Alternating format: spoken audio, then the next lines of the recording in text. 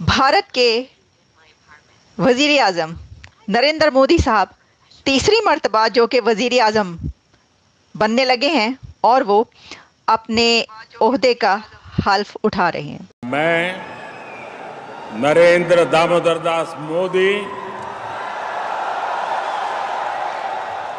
ईश्वर की शपथ लेता हूं कि मैं विधि द्वारा स्थापित भारत के संविधान के प्रति सच्ची श्रद्धा और निष्ठा रखूंगा। थर्ड टाइम कंसेक्टिव, बहुत बड़ी बात है जी।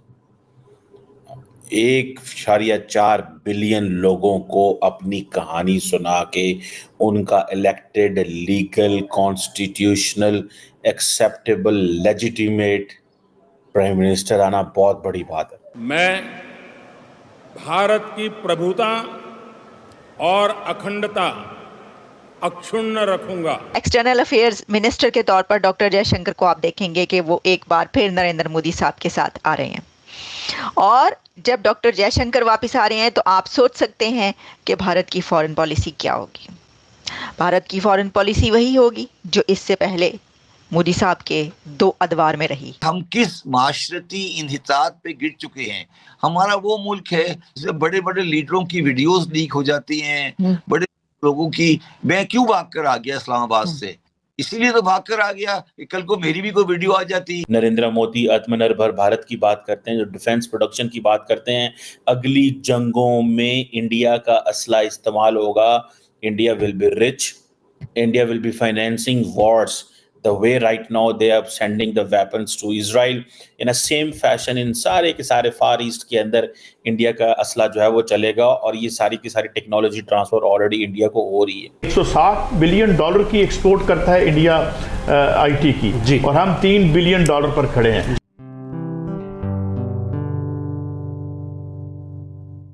नमस्ते दोस्तों, जय हिंद। निक न्यूज़ बर्नर की रिएक्शन वीडियो में आप सभी का स्वागत है। तो दोस्तों, आपने शुरुआत की वीडियो में देख ही लिया है, हमारे भारत के प्रधानमंत्री नरेंद्र मोदी जी ने तीसरी बार शपथ ग्रहण कर ली है।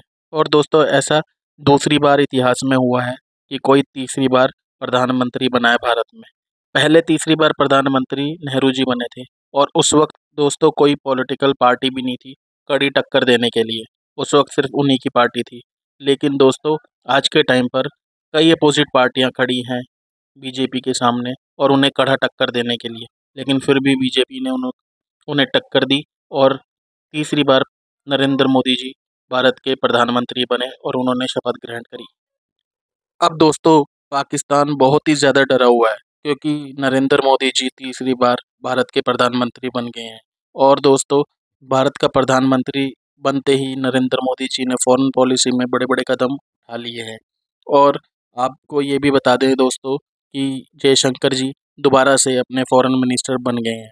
वो जितने भी कैबिनेट मिनिस्टर थे वो सारे अपनी अपनी जगह वापस आ गए हैं।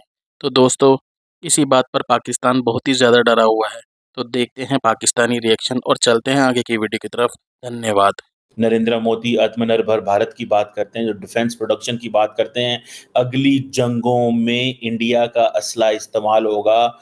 India will be rich, India will be financing wars the way right now they are sending the weapons to Israel in a same fashion। इन सारे के सारे फार ईस्ट के अंदर इंडिया का असला जो है वो चलेगा और ये सारी की सारी टेक्नोलॉजी ट्रांसफर ऑलरेडी इंडिया को हो रही है, बिकॉज ये चीप एंड सस्ता असला बना सकते हैं, जितने गोले चाहिए, जो कुछ चाहिए होता है।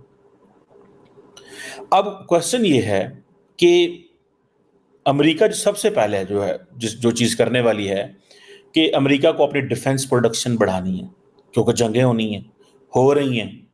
देखिए, रशिया वाली जंग अमेरिका ने नहीं लड़ी, लेकिन लड़ने से बता दिया कि उन्होंने नहीं सोची थी। लेकिन कई लोगों का कहना है, प्रोफेसर जॉन मीरशाइमर और बहुत सारे ग्लोबल जो स्कॉलर्स का कहना यह है कि अमेरिका ने ऐसे हालात पैदा कर दिए दैट रशिया को ये करना पड़ गया। ठीक है, and then Americans came for the help and so on and so forth. अब कहा यह जा रहा है कि यहाँ पे इंडिया की एंट्री होती है जब अमेरिका जो है वो अपनी डिफेंस प्रोडक्शन करना चाहता है। अब वेस्ट अकेला जो है उसकी इतनी कैपेसिटी नहीं है, इतना कैपेबल नहीं है कि इतनी सोफिस्टिकेटेड आर्मामेंट बिल्ड कर सके। कि नरेंद्र मोदी साहब की इस ओथ सेरेमनी में 9000 गेस्ट्स शामिल होंगे 8 से 9,000 लोगों की ये गैदरिंग है। इसमें सिर्फ ये नहीं है कि बार बार बात की जा रही है कि दुनिया भर के लीडर्स आ गए और दुनिया भर के लीडर्स के साथ हो रहा है, ऐसा नहीं है, बल्कि इसके अंदर 9,000 लोग शामिल होंगे इस गैदरिंग में।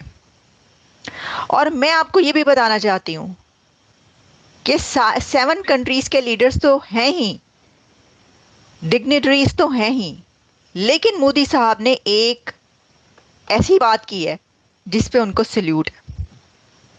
आपको पता है कि उन्होंने किन किन लोगों को बुलाया है इसके अंदर हैं जनाब रेलवे एम्प्लॉयज़ जिनको इनवाइट किया गया है। इसके अंदर है वंदे भारत और मेट्रो ट्रेन्स के एम्प्लॉयज़। इसके अंदर हैं सैनिटेशन वर्कर्स जो ये सेरेमनी अटेंड करने आ रहे हैं। इसके अंदर ट्रांसजेंडर्स, लेबरर्स, मज़दूरों को, स्टाफ को, विजिट भारत के तमाम जो एम्बेसडर्स हैं उनको, और गवर्नमेंट स्कीम्स में जितने लोग जिसको हम कहते हैं कि डिप्राइव्ड कैटेगरी, एक ऐसे लोग जो आम तौर पर जिनको लिफ्ट नहीं करवाई जाती, जिनको बात नहीं की जाती, वो तमाम लोग भी इस सेरेमनी में शामिल हो रहे हैं। तो सबसे ज़बरदस्त बात इस सेरेमनी की मुझे ये लगी, आपके लिए, हर एक के लिए कुछ ना कुछ अच्छी बात इसके अंदर होगी, लेकिन मैं इसको जैसे देख रही हूँ उसके मुताबिक मुझे ये बात बहुत ही अच्छी लगी कि उन्होंने उन लोगों को, देखिए, नहीं छोड़ा, उनको वो याद करना नहीं भूले कि जिसके लिए जो है वो सारा काम करते हैं। असल में तो इन्हीं के लिए काम किया जाता है ना जनाब। तो ये है सिचुएशन। अच्छा, अब इसके अंदर क्या है, मैं आपको, और इसके अंदर बहुत सारी, वैसे तो देखिए डिटेल्स आ रही हैं। 7:15 पे कहा जा रहा है कि नरेंद्र मोदी साहब का ओथ सेरेमनी स्टार्ट होगी, और मेहमानों का तो मैंने आपको बता ही दिया, 9,000 गेस्ट, 9,000 लोग उनकी ओथ सेरेमनी में शामिल हो रहे हैं। वो जो थर्ड टाइम है ना, उन्होंने उसको वैसा बना कर दिखाया है।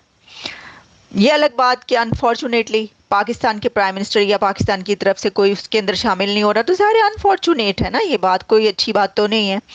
लेकिन खैर उसके पर बाद में आते हैं। मैं आपको अब ये बताना चाहती हूँ कि नरेंद्र मोदी साहब इज़ बैक विद हिज की प्लेयर्स। उनकी कैबिनेट में वो तमाम की प्लेयर्स शामिल हैं जो पहले उनके साथ होते थे, क्योंकि बीजेपी ने और नरेंद्र मोदी साहब ने, उनके जो कॉलिशन गवर्नमेंट में लोग शामिल हैं उनके साथ उनको ये बता दिया है, और वो मान भी गए हैं इसके ऊपर कि जो की मिनिस्ट्रीज़, जो कि सिक्योरिटी का मामला है, जो मुल्क की इकॉनमी का मामला है, जिसको मुल्क को आगे लेकर चलना है, वो मिनिस्ट्रीज़ हम अपने पास रखेंगे। और उन्होंने कहा कि कोई मसला नहीं है। बीजेपी ने अपने पास जो मिनिस्ट्रीज़ रखी हैं उसके अंदर home ministry, finance ministry, foreign affairs ministry और कुछ और भी बड़ी अहम मिनिस्ट्रीज़ जो हैं वो उनके पास मौजूद हैं। इसमें जो मिनिस्टर्स जो कि की प्लेयर्स हैं वो उनके साथ वापस आ गए हैं। और आप देखेंगे कि मैं जिन लोगों के नाम आपको बताने लगी हूँ, इनमें से कई एक लोग उनके साथ आज की ओथ टेकिंग सेरेमनी में ओथ लेंगे। ये बात आप याद रखिए और देख लीजिएगा, ये जो मैं कह रही हूँ बात बिल्कुल ठीक कह रही हूँ। तो जिन लोगों के नाम हमारे सामने मौजूद हैं, यानी जो मैं आपको बता रही हूँ कि ये लोग उनकी अब उनके साथ हैं, और मिनिस्ट्री में यानी कि कोई ना कोई मिनिस्ट्री, कोई ना कोई क्या, वही मिनिस्ट्री जिसके वो मिनिस्टर थे उनको मिल रही है और कैबिनेट में शामिल होंगे। उनमें पहला नाम है डॉक्टर जयशंकर का। एक्सटर्नल अफेयर्स मिनिस्टर के तौर पर डॉक्टर जयशंकर को आप देखेंगे कि वो एक बार फिर नरेंद्र मोदी साहब के साथ आ रहे हैं। और जब डॉक्टर जयशंकर वापस आ रहे हैं तो आप सोच सकते हैं कि भारत की फॉरेन पॉलिसी क्या होगी। भारत की फॉरेन पॉलिसी वही होगी जो इससे पहले मोदी साहब के 2 अदवार में रही, तीसरे दौर में भी वही फॉरेन पॉलिसी इनकी रहेगी। दोस्तों, अगर आपको हमारी वीडियो पसंद आई है तो प्लीज़ लाइक ज़रूर करें और साथ में शेयर करना ना भूलें। और साथ ही दोस्तों, ऐसी ही लेटेस्ट वीडियो देखने के लिए हमारे चैनल को सब्सक्राइब करें, साथ ही बेल का आइकन जरूर दबाएं ताकि सबसे पहले आपको हमारी वीडियो की नोटिफिकेशन मिल सके। धन्यवाद।